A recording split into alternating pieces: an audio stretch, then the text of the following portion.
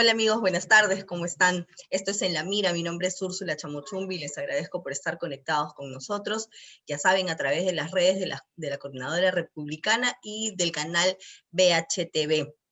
Espero que estén tranquilos, estén bien, a pesar de la coyuntura, de todas las cosas que nos hemos enterado.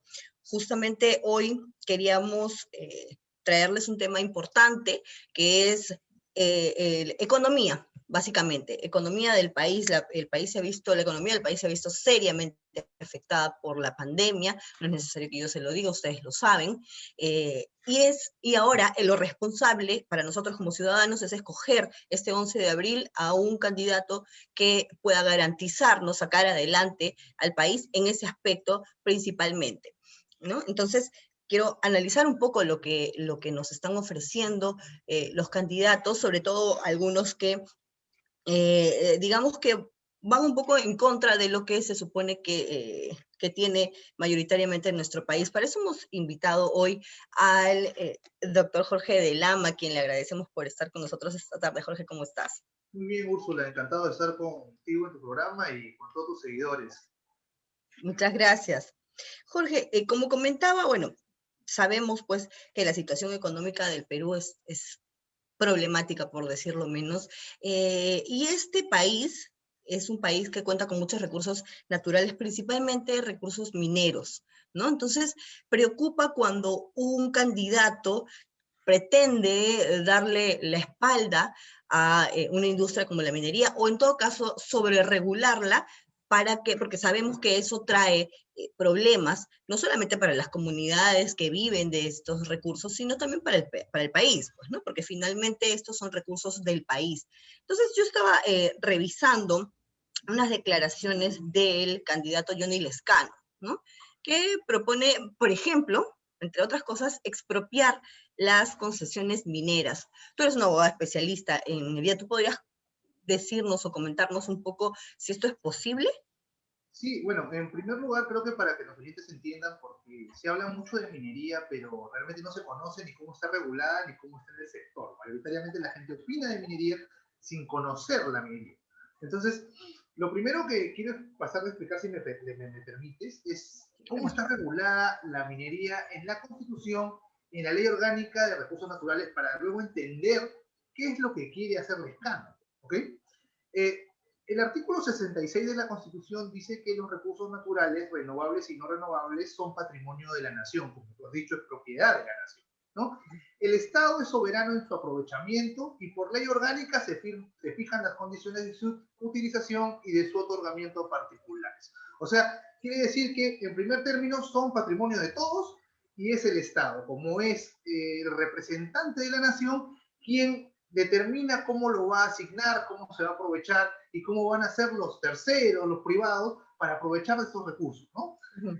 El artículo 4 de la Ley Orgánica de Recursos Naturales dice algo muy importante. Dice que los frutos y los productos de los recursos naturales obtenidos en la forma establecida en la presente ley son del dominio de los titulares de los derechos concedidos sobre ellos. Es decir, lo que yo extraigo, lo que yo produzco, es de mi propiedad, ¿no? Más allá de eso, el artículo 23 dice, también reitera esto, pero habla sobre las concesiones de recursos naturales, dice, la concesión otorga a su titular el derecho de uso y disfrute del recurso natural concedido, en este caso los minerales, y en consecuencia la propiedad de los frutos y productos a extraerse. Entonces, para la gente, tiene que quedar claro que cuando yo te otorgo una concesión para la explotación de un recurso natural, y en este caso los minerales, el concesionario es propietario de ese recurso. ¿Qué es lo que plantea Johnny Lescano? Y lo dijo en una entrevista al diario El Comercio y creo que en otra entrevista con Enrique Castillo. Dijo que él lo que pretende es que las empresas mineras ya no sean dueñas del recurso, sino que sean una especie de contratistas del Estado peruano que se dediquen a extraer y que el Estado les va a pagar por esa extracción, por ese servicio, y que además Johnny Lescano en su gobierno va a poner él el precio del mineral. Es decir, si ellas quieren comprar el mineral, él Estado va a poner el precio, no va a ser el mercado internacional como usualmente lo es, como Cierto. siempre lo ha sido en materia de commodities, sino que lo va a hacer él. Entonces, ¿esto qué significa, Úrsula? Significa, como tú bien has dicho, que él los expropiaría. ¿Por qué? Porque les quitaría el derecho de propiedad de esos minerales que ellos han extraído de acuerdo a la legislación vigente.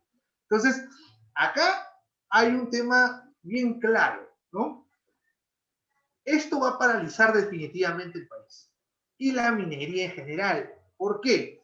Porque él cuando hace esta declaración no está diciendo que va a ser a partir de la nueva norma que yo voy a crear, las mineras serán así. No ha dicho eso, ha dicho que las mineras que ya están trabajando, que se rigen Así es. por la norma que yo te he comentado, ¿no? Entonces, eso va a traer toda una paralización de la minería. Y además, los quiere hacer pasar a un esquema que ni siquiera él ha definido de qué tipo. ¿Cómo es esto? ¿Cómo es que van a trabajar para ti? ¿Cómo vas a establecer esa tarifa que le vas a pagar? Y otra cosa más es que esto va a generar que hayan muchísimas demandas internacionales Así contra el es. Estado peruano. Ujú. Así es, porque no es la primera vez que en nuestro país sucede eso y también lo hemos visto alrededor del mundo, pero lo que tal vez muchas personas no saben es que al darse un caso de estos, una expropiación, somos nosotros, el Estado peruano, nosotros a través de nuestros impuestos, etcétera, los que tenemos que pagar luego cuando hay arbitrajes internacionales, por ejemplo, y se determina que estas empresas han sido eh, que nosotros o que el Estado peruano les ha quitado sus bienes, entonces somos nosotros los que tenemos que pagar una penalidad. O sea, no es solamente que nos estamos quedando sin explotar los recursos, sino que además tenemos que pagar un costo adicional, que estamos hablando de millones o de miles de millones de dólares que saldrían de las arcas del Estado para alguna de estas empresas a las que se les expropió su operación, ¿no? Pero esto preocupa porque es parte de una narrativa, ¿no? De la narrativa que muchos candidatos utilizan del cambio de constitución. Hay que cambiar la constitución. Entonces, hay algo a lo que nosotros tenemos que alertar. Cambiar la constitución significa, sobre todo, mover el capítulo económico, mover cosas como las que estamos viendo en este momento, que el candidato las dice muy tranquilo, muy orondo, muy tranquilo, pero que realmente son un problema para el país, realmente son un problema para la supervivencia de los peruanos, más en esta situación en la que ya no estamos pues en medio del milagro económico que tuvimos en gobiernos anteriores, sino que estamos sufriendo realmente una crisis económica muy grave producto de la pandemia. Entonces, Jorge, ¿a qué tenemos que estar atentos cuando un candidato nos dice, como ejemplo, en el caso de Johnny Lescano, que quiere cambiar la constitución? Bueno, en realidad lo que yo veo es que en materia de elecciones siempre buscamos reinventar la rueda, ¿ok? Cuando nosotros lo que deberíamos es potenciar lo que ya está bien. Entonces, hablando de la minería, para mostrar lo bien o lo bueno, lo beneficiosa que es la minería tal como está en el sistema actual, permíteme darte una cifra, ¿no? Que las he sacado del Instituto Peruano de Economía, ¿no? La minería contribuye al 10% del PBI nacional. También la minería representa el 16% de la inversión privada. Genera 1.8 millones de empleos formales, Úrsula. En un país tan informal, genera casi 2 millones de empleos formales. Es más, si activáramos todos los proyectos mineros que tenemos en cartera y que por culpa de la tramitología o la conflictividad no salen, se generarían, en cifras del Instituto Peruano de Economía, 2 millones de empleos formales adicionales. Es decir, ya serían 4. Además, la minería representa el 9% de la producción del país y algo muy importante, el 17% de la recaudación del impuesto a la renta. ¿Okay? Entonces, todo eso nos va a costar Lescano. O propuestas populistas que buscan cambiar eso nos van a costar esto. Ahora, me preocupa también la propuesta de Lescano porque la gente puede llegar a creer que esto es solamente un ataque contra las grandes mineras. Entonces, él dice, bueno, las grandes mineras tendrían que pagar, dicen la gente que lo escucha. Pero en realidad él no ha dicho que esto se refiere a las grandes mineras solamente, sino a todos los concesionarios mineros. Y la gente no entiende que hay muchísimos peruanos que ejercen la minería. Muchísimos peruanos, tanto pequeños mineros como mineros artesanales formales. Entonces, Lescano no solo va a atentar contra las empresas grandes mineras, sino va a atentar también contra las nacionales, las cuales se van a ver en una situación de desprotección mayor. ¿Y por qué? Porque las mineras grandes, en muchos de los casos, son partes de acuerdos de tratados de libre comercio, que tienen, por ejemplo, sus cláusulas de resolución de conflictos, o pueden acceder al CIADI, que es el Centro Internacional de Arreglo de Diferencias Relativas a Inversiones, ¿no? Donde hay 155 estados que las han ratificado. Pero ¿a dónde van a ir? ¿A dónde van a ir los nacionales? A un sistema de justicia como el nuestro, que además de ser lento, tampoco conoce la minería y que además no es el más justo que se pueda tener por esa misma lentitud y esos todos los problemas que ya sabemos que tiene, ¿no? Que incluso puede llegar a ser corrupto, ¿no? Claro, exactamente. Entonces, Lescano perjudica también a los propios peruanos, ¿no? No solo perjudicaría, en términos, entre comillas, a las grandes empresas. Y ahora, ¿qué es lo que realmente propondría Lescano si quisiera llegar a hacer esto? ¿Qué es lo que tendría que cambiar de la Constitución? Por ejemplo, si es que él dijera, no voy a atentar contra los peruanos, sino voy a atentar solamente con las transnacionales. Bueno, las transnacionales también tienen a peruanos que son accionistas de ellos. Y no todos son grandes empresarios o grandes millonarios. Son gente común y corriente como tú, como yo, que tiene acciones en Volcan, tiene acciones en Buenaventura, y esos también se verían afectados por las políticas de él. Ahora, hay que tener en cuenta que el artículo 63 de la Constitución dice claramente que la inversión nacional y extranjera se sujetan a las mismas condiciones. Es decir, él, en todo caso, tendría que modificar ese artículo para poder establecer diferencias entre lo que sería una empresa extranjera transnacional y una empresa peruana de minería. ¿Qué más dice la Constitución, y esta vez en el artículo 62, en referencia a lo que dijo Lescano, que él va a renegociar los contratos, ¿ok? Con las empresas mineras? Bueno, la Constitución dice claramente que los términos contractuales no pueden ser modificados por leyes u otras disposiciones de cualquier clase. Es decir, no se puede modificar por leyes los contratos. La gente podría pensar nuevamente, Uchi, que está bien que se le modifican las grandes, pero si yo permito que se modifiquen las grandes, no se va a modificar solo a las grandes, se le va a modificar a cualquiera que le caiga mal a un gobierno. No hablo mal del Lescano, pero cualquier gobierno que venga después, con un marco tan abierto va a poder atacar inversiones, atacar inversionistas, atacar empresarios que no les gustan y cambiarles las condiciones de sus contratos.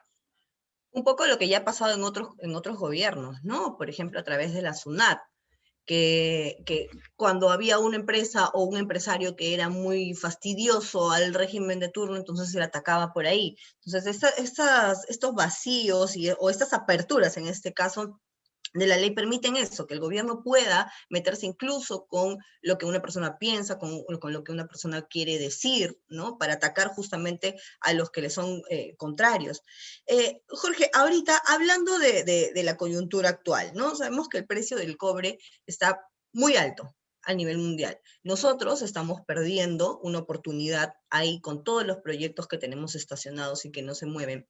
Pero, ¿qué pasa? Porque tú le dices eso a una persona de Lima y como que, sí, pues, algunos estarán de acuerdo con que se paralicen proyectos mineros, otros no, ¿no? Pero, ¿qué pasa con la gente que lo vive? ¿Qué pasa con la gente de las comunidades o de las provincias o de las ciudades que viven de eso? O sea, que su supervivencia depende de esos proyectos mineros, de que salgan o no salgan esos proyectos mineros. Por ejemplo, se puede reemplazar la ganancia que tendría una persona que trabaja en una minera, en una concesión minera. ¿Se puede reemplazar con ganancias de agricultura? ¿O las ganancias se pueden reemplazar por otra industria como el turismo? ¿O siempre van a perder? Mire, en primer lugar hay que entender que nosotros somos libres por la Constitución a elegir la especialidad de trabajo que nosotros querramos. Así que cualquier plan que intente cambiar la matriz productiva, o como hemos visto en algunos planes de Verónica Mendoza, sobre todo en este partido, de decir que ya no más minería, sino más agricultura. Entonces tú le quitas a la gente la libertad de elegir la profesión y la industria y la empresa que quieren hacer. Para empezar, así es. Para empezar, ese es un derecho humano y constitucional. No es un antojo de la Constitución del 93, porque normalmente se ataca a la Constitución del 93 para hacerla culpable de todas las injusticias que pudieran haber que realmente existen. Pero nada que ver. La Constitución del 93 establece principios. Entonces, la libertad de empresa, la libertad de industria, la libertad de contratar y la libertad de yo elegir mi profesión son derechos humanos. Entonces, en primer lugar es eso. En segundo lugar, la gente a veces piensa o se tiene la opinión de que la economía es estática, es decir, que tú produces oro y lo vendes y listo. No, no, la minería, en realidad la industria minera requiere de muchos insumos y normalmente los insumos que no requieren mucha tecnificación, como grandes camiones, se obtienen de las comunidades o de las regiones que están alrededor.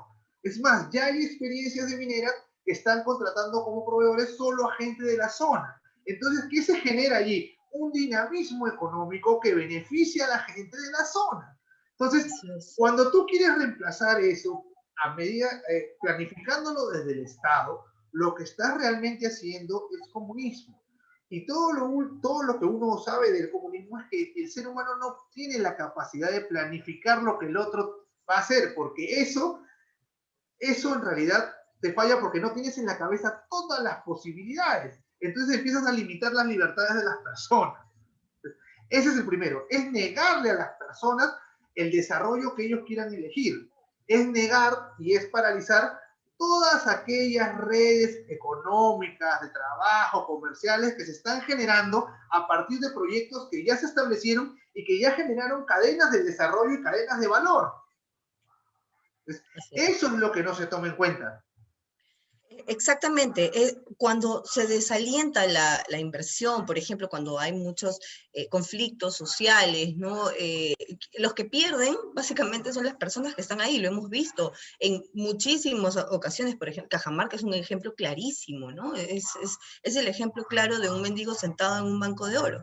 Entonces, ¿por qué sigue sucediendo eso? ¿Por qué el gobierno deja que estos conflictos sociales escalen de tal manera que hayan empresas que simplemente no quieren contar con nosotros? Pues porque cualquier empresa, pudiéndose ir a un país que le abre las puertas, obviamente con regulación, porque nadie dice que no haya que regular la minería, nadie dice que no haya que regular a las empresas mineras. Por supuesto que sí, por supuesto que tenemos que proteger a los trabajadores, tenemos que proteger el patrimonio cultural, si es que hubiera, tenemos que proteger, obviamente, los recursos naturales, tenemos que proteger el agua, la agricultura, etcétera. El ambiente. Pero, exacto, el medio ambiente, todo, pero eso se logra a través de regulaciones correctas, estándares internacionales, no se logra simplemente cerrando los proyectos y dejando a la gente a su suerte, que es, repito, lo que ha pasado en muchos lugares, y ahí tenemos a Cajamarca como ejemplo, con Conga, por ejemplo. Ejemplo. Entonces, volviendo al tema de que se desalienta la inversión, estas personas que antes tenían, por ejemplo, un lugar, un colegio, un buen colegio, ¿no? Al cual sus hijos podían asistir, o que tenían un buen hospital o una buena posta médica, ¿no? Dentro de sus comunidades o cerca a sus comunidades, ahora ya no la tienen, porque el Estado no provee esos servicios básicos. Estamos hablando de lugares donde el Estado está ausente. Entonces, no lo hace el Estado y tampoco permite que la empresa privada lo haga. Se hace el perro del hortelano. Y mientras tanto, las personas que están en esas zonas son los que pierden. Acá en Lima nadie se da cuenta, ¿no? Pero en el interior del país la gente sabe muy bien lo que está sucediendo. Sin embargo, acá seguimos haciendo, o tenemos candidatos que siguen diciendo, ay, sí, la minería es el cuco, ¿no? Querías comentar algo. Sí, porque mira, en el tema de conflictividad ha quedado claro que cuando las personas alrededor de un proyecto minero ven que hay un proyecto minero, tienen ciertas expectativas. a veces mucho más altas de las que deberían tener, pero hay expectativas, es decir, que hay una situación de posibilidad de mejora de sus condiciones de vida. Y eso es bueno, es positivo, ¿no? Lo importante también es que muchas mineras ya están aplicando el enfoque de valor compartido, ¿ok? Ujú. Lo están aplicando, es decir, ya es un win-win entre la comunidad y la minera. Tanto es así que hay muchos de los conflictos que se dan son de comunidades que ni siquiera son afectadas por la minera, pero quieren serlo para obtener esos beneficios. Eso quiere decir que hay un abandono del Estado, un abandono total del Estado en esas zonas, y hay una expectativa de que con la minera su vida va a cambiar. Pero si nosotros sobre-regulamos la actividad, hacemos muy difícil que las mineras puedan tener rangos de acción para mejorar la vida de la gente. ¿Me dejo entender? O sea, lo ideal es fomentar, dejar libre el camino para que la actividad minera pueda generar el mayor beneficio posible a estas personas, no restringirlo. Así es, así es. Y para terminar, Jorge, y otra cosa que también nos preocupaba y que estamos conversando antes de la entrevista, Verónica Mendoza, que es una alternativa igual a la de Johnny Lescano, también pues apelando al populismo, nos dice, la semana pasada firma un compromiso diciendo Tía María no va. Definitivamente no va, ya lo firmó. O sea, es algo que de salir presidente va a tener que honrar. ¿Cuáles son qué sucede? ¿Qué le va a pasar no solamente a Arequipa o a las zonas de influencia, sino al país con la paralización total o con la cancelación total de un proyecto como Tía María? Mira, en primer lugar, quiero decir que Tía María ha pasado por varias instancias, ¿no? Hubo inclusive un primer estudio de impacto ambiental que fue observado, creo que por la UNOPS, no me acuerdo si fue la UNOPS, la cuestión es que fue observado, tuvo varias observaciones por una entidad internacional. Y de ahí se hizo un segundo estudio de impacto ambiental que en realidad subsanaba todas esas observaciones. Es decir, que no es cierto que no se haya hecho un esfuerzo por la empresa para tranquilizar aquellos temores fundados que tiene la gente del Valle del Tamo. ¿Okay? Eso por un lado. Lo segundo es que lo que dice Verónica Mendoza, lo que hace Verónica Mendoza es copiar la mala costumbre que ha tenido el expresidente Martín Vizcarra de decir que el proyecto no va porque él no quiere. Acá tenemos que entender algo. Nosotros estamos en un Estado constitucional de derecho. ¿Eso qué quiere decir? Que si tú cumples las normas, tú tienes cierta predictibilidad sobre lo que vaya o no suceder. Tú no dependes de lo que diga tu mandatario. Por eso tenemos normas. ¿Me dejo entender? Si tú cumples todas las normas, tu proyecto tiene que ir. Ahora, yo estoy de acuerdo que haya muchísimo más diálogo con la minera, pero el mensaje que está dando Verónica Mendoza, conjuntamente con Vizcarra, es el siguiente. No importa que cumplas todos los requisitos, no importa que tengas todas las autorizaciones, no importa cuánto tiempo, dinero y recursos hayas invertido en cumplir todas las autorizaciones, tu proyecto no va porque yo no quiero. Entonces, estamos regresando pues, a una especie de régimen medio monárquico, donde el monarca decide que va y no va, y las reglas ya no importan. Ya no tiene sentido pues tener reglas. Ese es el mensaje que estoy dando a los inversionistas, tanto nacionales como extranjeros. Porque, repito, la minería en el Perú es un tema de todos, de extranjeros y peruanos. Exactamente, exactamente. Eso es algo que muchas personas no conocen. Creen que la minería se trata solo de grandes empresas y en realidad no es así. También, por ejemplo, tenemos a la candidata Verónica Mendoza, ¿no? Que dicen que su papá tiene unas minas ilegales por ahí. Entonces, ahí está. Ese es un ejemplo de pequeño minero que también se vería afectado. La minería viene desde los indios. Aunque quién sabe, ¿no? Aunque quién sabe, tal vez como han estado tanto tiempo siendo informales, probablemente a los informales no les afecte, como siempre solamente les afecta a los formales, ¿no? Así es. La regulación afecta al formal. Habría que ver si de salir elegida presidenta también va a ir contra las minas de su papá o de su familia, o esas sí las deja operar, ¿no? Porque cuando conviene, por un lado, se deja pues operar a quienes conviene, pero a los demás no, se cierran los proyectos, ¿no? Sí, eso es lo que te quería comentar como para cerrar, es que cuando tú creas un organismo o le das mucho poder a un organismo, un organismo regulador, ¿ya? Le da mucho poder, hay muchísimo más incentivos de los políticos para tomarlo. ¿Entiendes? O sea, no es como la gente crea que mientras un órgano más fuerte y más regulador es mejor, no. Los privados, los mercantilistas también van a tomarlo. ¿Entiendes? ¿Por qué? Porque a través de él pueden eliminar la competencia. Y van a ser algunos, y van a ser los más poderosos, o sea, los que siempre están en esa cúpula, de los que nos estamos quejando siempre, de los que estamos diciendo que siempre le roban al país, bueno, van a ser esas mismas personas. Así Entonces, es, así es. entonces hay que pensar, definitivamente hay que pensar antes de votar. Muchísimas gracias, Jorge, por la entrevista de hoy. No, gracias a ustedes, Úrsula, encantado, y cuando gusten, yo siempre estaré disponible para estar con ustedes. Muchísimas gracias, muchas gracias. Muchas gracias también, amigos, a ustedes por su sintonía de hoy, por estar conectados, como siempre. Ya saben, mascarilla, distancia social de 2 metros, y sobre todo, pónganse bien la mascarilla, por favor. La mascarilla va sobre la nariz, sobre la boca, no es solamente sobre la boca. ¿Ya? Nos vemos la próxima semana. Muchísimas gracias, cuídense mucho.